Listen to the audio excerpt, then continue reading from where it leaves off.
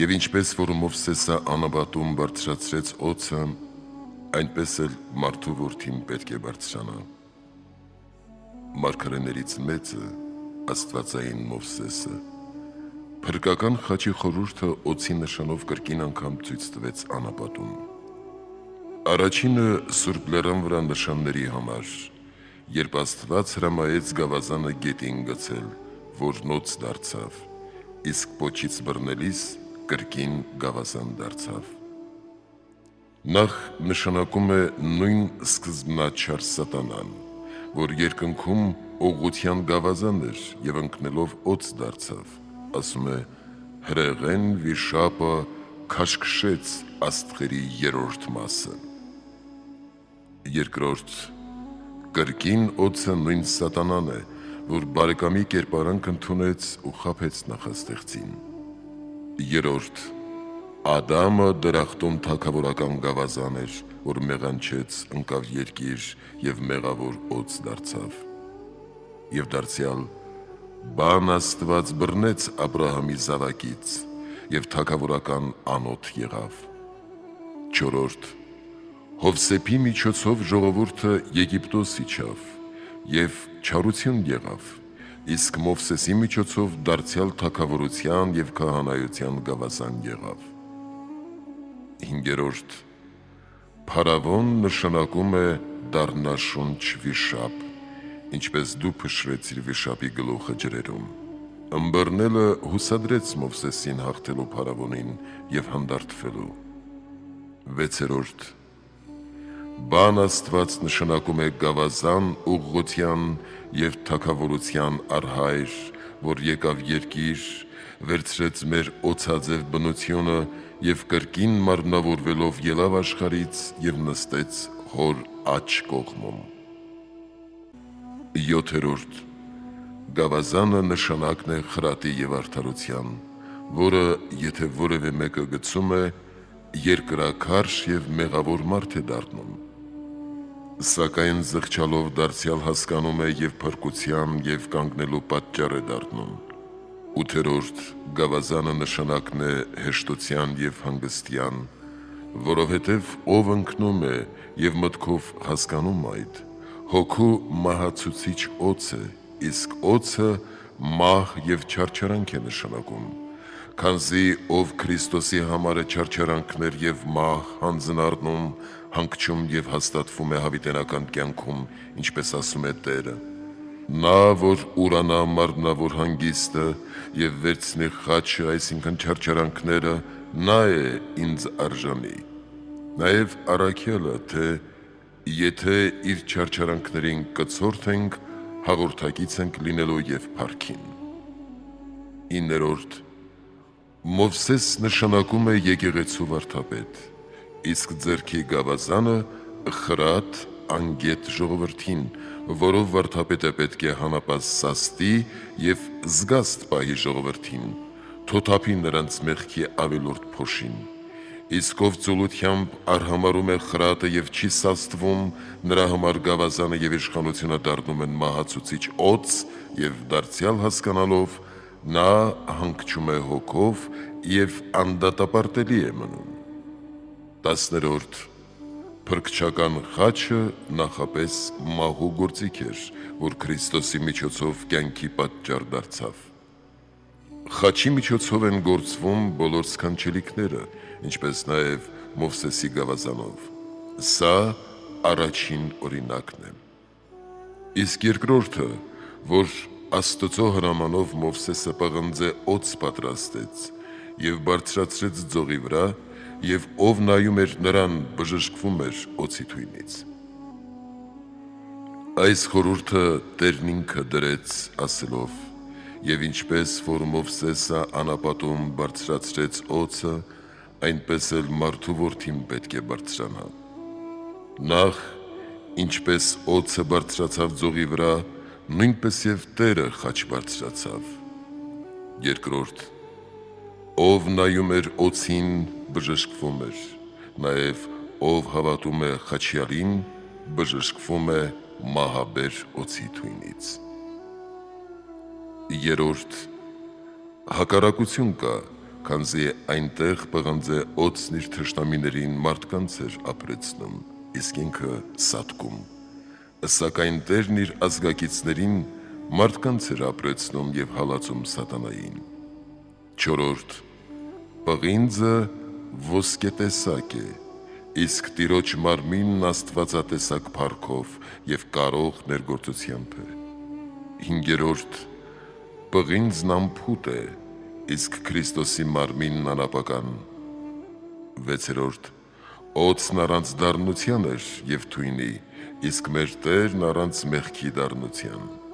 7. Օծը մեռնելով սպանում էր օծերին եւ ապրեցնում խայթվածներին։ Եվ մեր Տերը մարմնով մեռնելով մերցրեց մեղքը եւ կենդանի աստվածությամբ կենդանագործեց մարդկանց։ 8. Օծի գալարվելը նշանակում է մեր 5 զգայությունները, որ Տերը վերցրեց եւ սրբեց մեզ։ 9.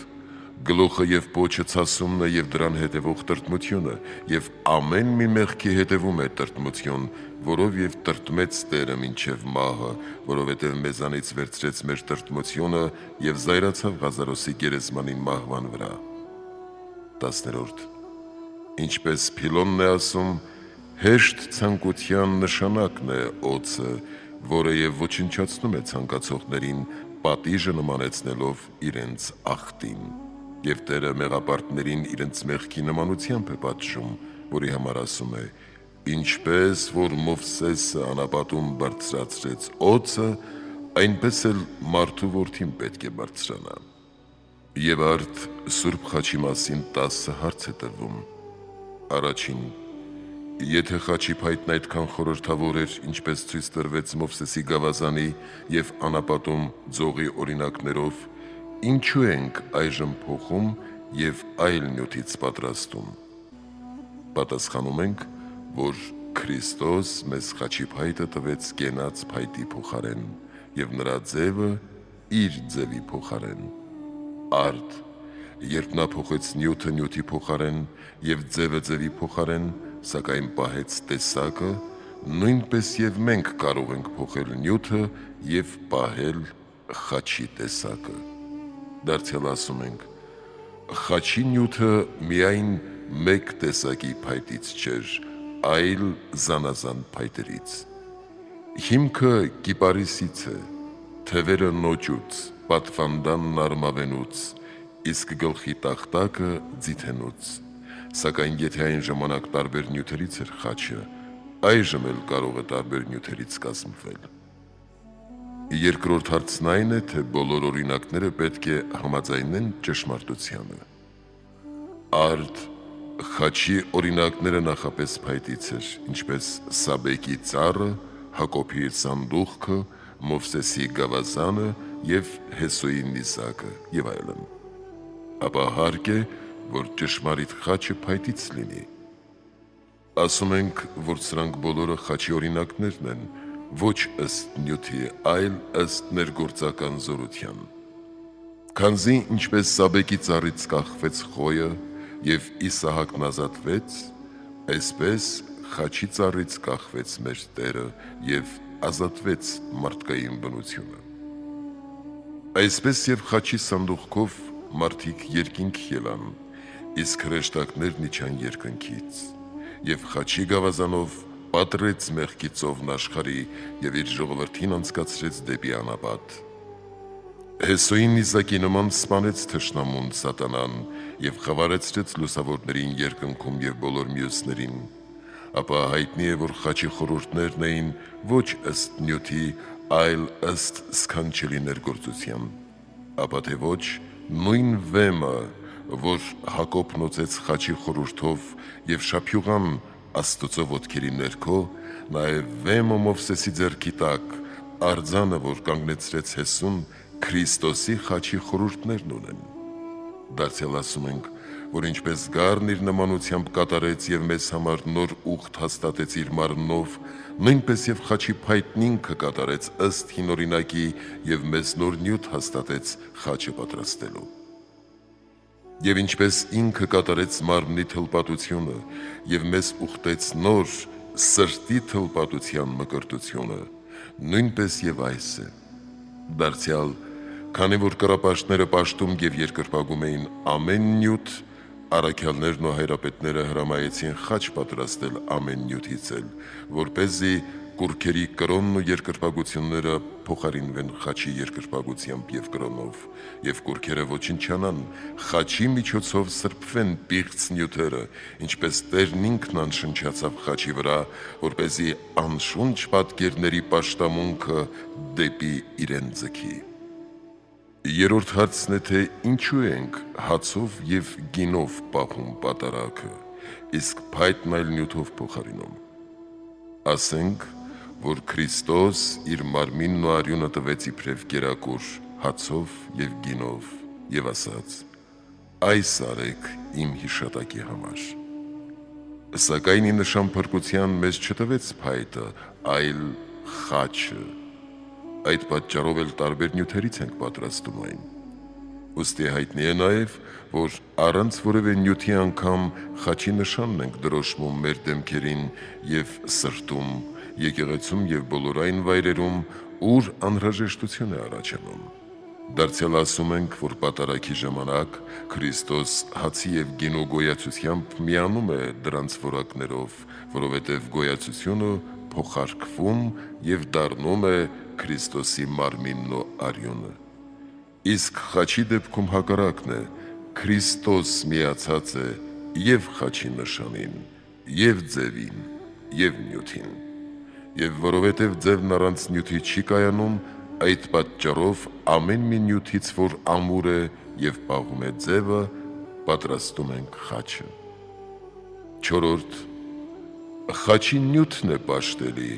ձևը թե գործը։ Ասում ենք, որ առանձին սրանցից ոչ մեկը, քանզի բազմաթիվ են խաչի ձև ունեցող նկարներն ու կենդանիները, որոնք պաշտելի չեն։ Նաև նյութն առանձին, փայտն ու քարը, մահարար գործը պաշտելի չեն, սակայն միասնաբար պաշտելի է խաչը, քանի որ Քրիստոսի զորությունն է միացած նրան, որի համար նախ օժտնում եւ օծում ենք խաչը, ապա երկրպագում, որովհետև Քրիստոս օրհնությամբ միանալով նրան անբաժանելի է ձևից, նյութից եւ գործից։ Դարձյալ ոմանք ասում են, թե պաշտում ենք խաչը եւ երկրպագում նյութը։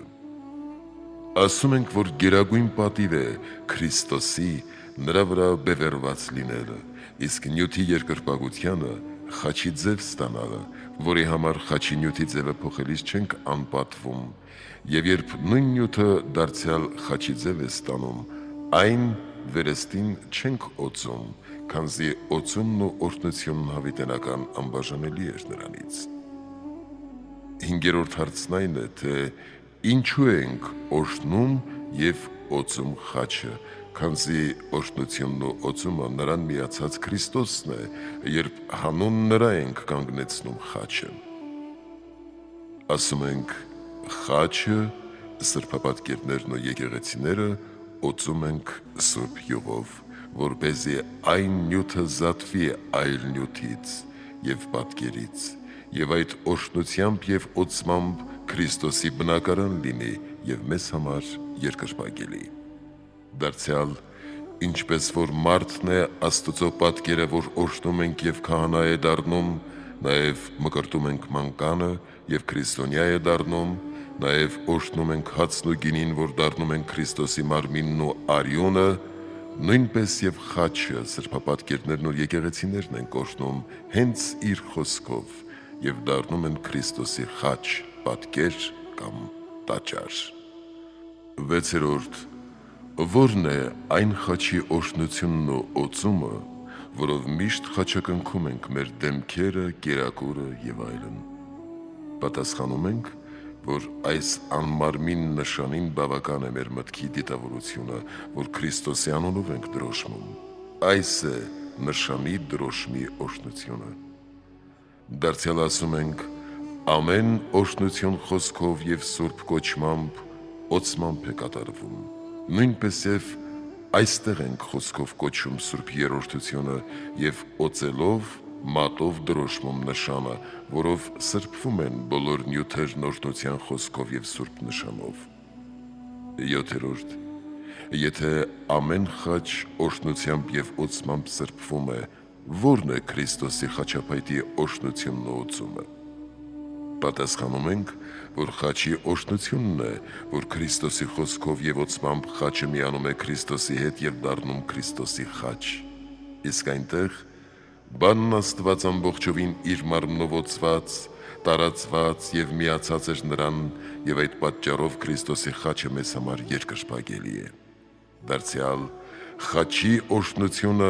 հին և նոր կտակարանների խոսքերն են, որ ընթերցում ենք նրա վրա լվանում ջրով և գինով և օծում խաչը։ Այդպես և խոսքերը, որ ասաց խաչի վրա և կրկնավտակ աղբյուրով օծեց այն արյունով և ջրով, որով այս փայտն ու մահվան անեծքի գործիքը մեզ տվեց կենաց փայտը և օրհնության գործիքը ըստ այն խոսքի, թե Քրիստոս մեզ վերստին գնեց օրենքի անեծքից, անեծք դառնալով մեզ համար և օրհնեց հոգևոր օրհնությամբ մեզ ի Քրիստոս երկնավորներ դարձածներիս։ 8. Ինչու ենք միայն խաչապայտը պաշտում և ոչ խաչի մյուս նյութերը ևս։ Պատասխանում ենք. Բանն Աստված անմիջապես խաչապայտի վրա բևեռվեց,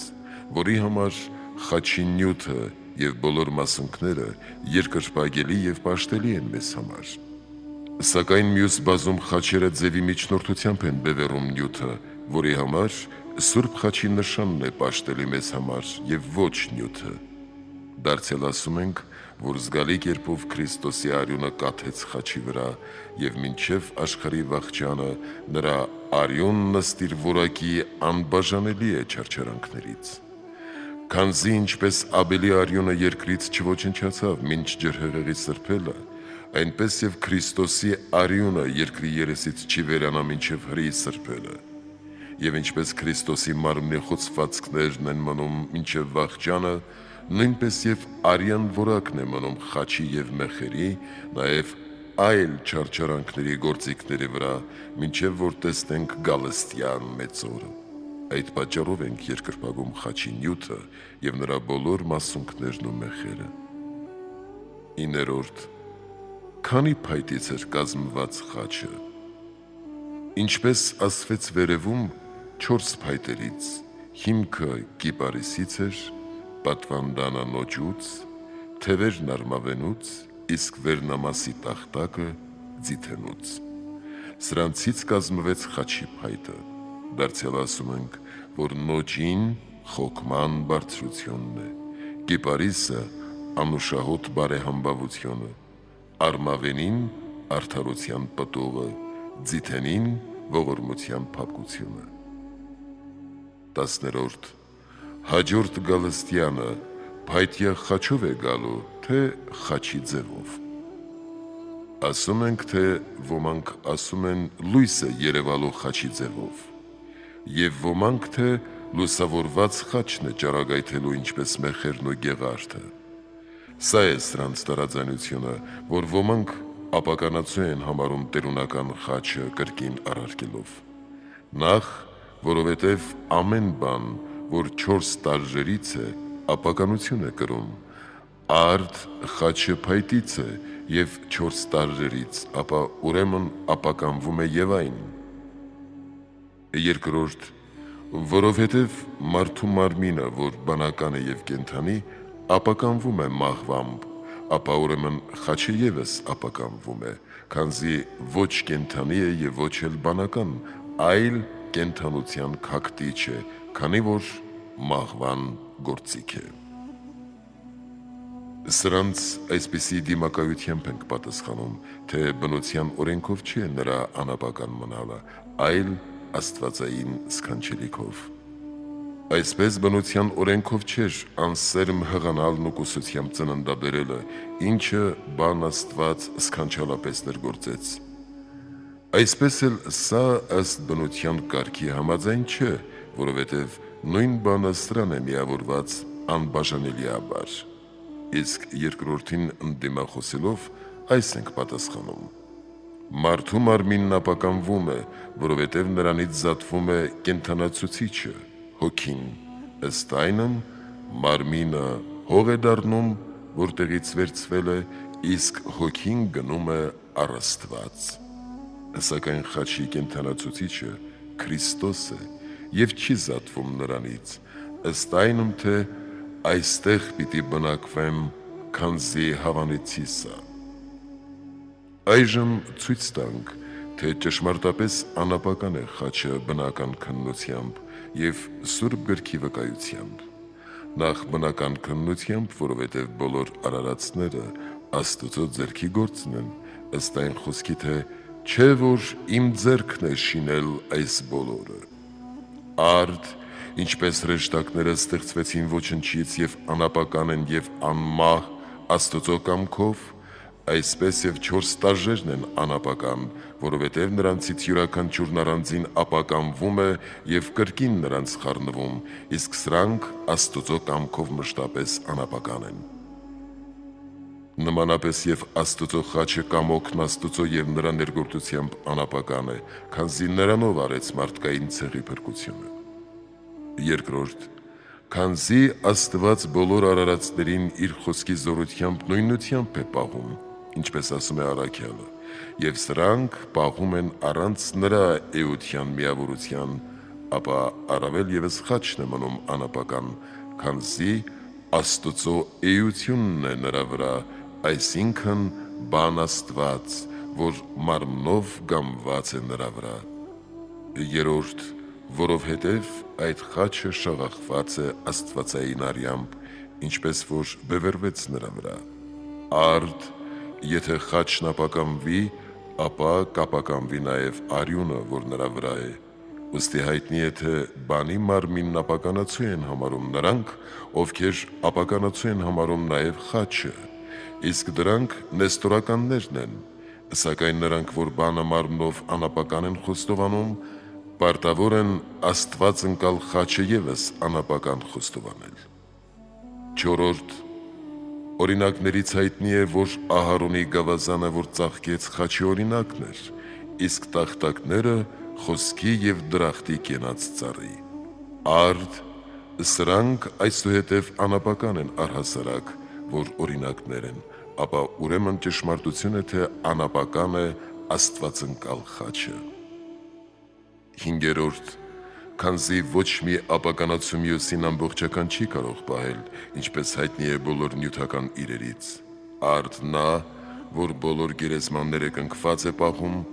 օրհնում և հաստատում է եկեղեցին և զորավիգ է բոլորին փրկության համար, կարող է անապական լինել, քանզի աստվածային է նշանը։ Վեցերորդ, որովհետև Աստծո գործն է նվաստ և փոքր բաներին ներգործել մեծապես, ինչպես որ կավով բացեց կույրի աչքերը և 12 ջուր բխեցրեց քարից և այլն։ Այսպես և փոքրիկ խաչը տիեզերքին առավել փրկություն բերեց և անապական դարձրեց։ Յոթերորդ, ինչպես Սողոմոնն է ասում, օրհնյալ է այն փայտը, որով արդարություն է լինում, որը փրկչական խաչն է։ Արդ, այն հայտնված և առանձնացված է բոլոր փայտերից, լինելու արմատն արդարության, որով փրկվեցինք բանսրկույից։ Արդ, որի գործը հավիտենական է և ինքն անապական, ասում է փիլիսոփան, ապա ուրեմն անապական է Սուրբ խաչը։ Ութերորդ, որ մահվան գործարանն է, այն է ապականացու, իսկ խաչի մասին ասվում է. բոլորի կենաց փայտն է։ Եվ ինչպես գիտության փայտը մահվան պատճառը եղավ, այդպես և սա կյանքի պատճառ եղավ պատասխանելով ցավերի դեղերին, արդ, որ կենդանության մայրն է, անապական է, այսինքն Սուրբ խաչը։ Իններորդ, քանի որ դևերը հալածվում են աստվածային նշանի զորությունից, իսկ հրեշտակներն սպասավորում են նրան, ինչպես հայտնի է սերովբեները, որ փառքի աթոռի ներքո են, խաչին փարվելով 3 սրբյանն են վերաձայնում։ Արդ, եթե սա ապականացու լիներ, դևերը չէին վախենա նրանից, ինչպես որ չէին վախենում ոչ անասուններից, ոչ էլ անշնչներից, ապա ուրեմն անապական է խաչը։ 10. Տերն ի նշան իր գալստյան այն տվեց մեզ, ըստ այն խոսքի, և ապա երկնքի վրա մարդու որդու նշանը պիտի երևա։ Եվ ոչ թե միայն լույսն է, քանի որ իբրև նշան չտվեց լույսը, այլ փայտեղեն խաչը, որի վրա միածին բանը տարածեց իր ձեռքերը, իսկ լույսը երևում է իբարս այն խաչի։ Ինչպես որ խաչյալն էր խաչելության պահին տգեղ երևում, իսկ հաջորդ գալստյան ժամանակ հոր փառքով և ամպերի միջից է երևալու, այսպես և իր խաչն է այստեղ տգեղ երևում, իսկ իր առաջընթացության ժամանակ արեգակնափայտ ճառագայթներով, ապա ուրեմն անապական է սուրբ խաչը, որով մեզ բոլորիս իր հավատացյալներին թող արժանացնի Քրիստոս Աստված պայծառ դեմքով և զվարթ սրտով և խաչի լույսով տեսնելու սուրբ երրորդության փառքը, որին փառք հավիտյանս ամեն։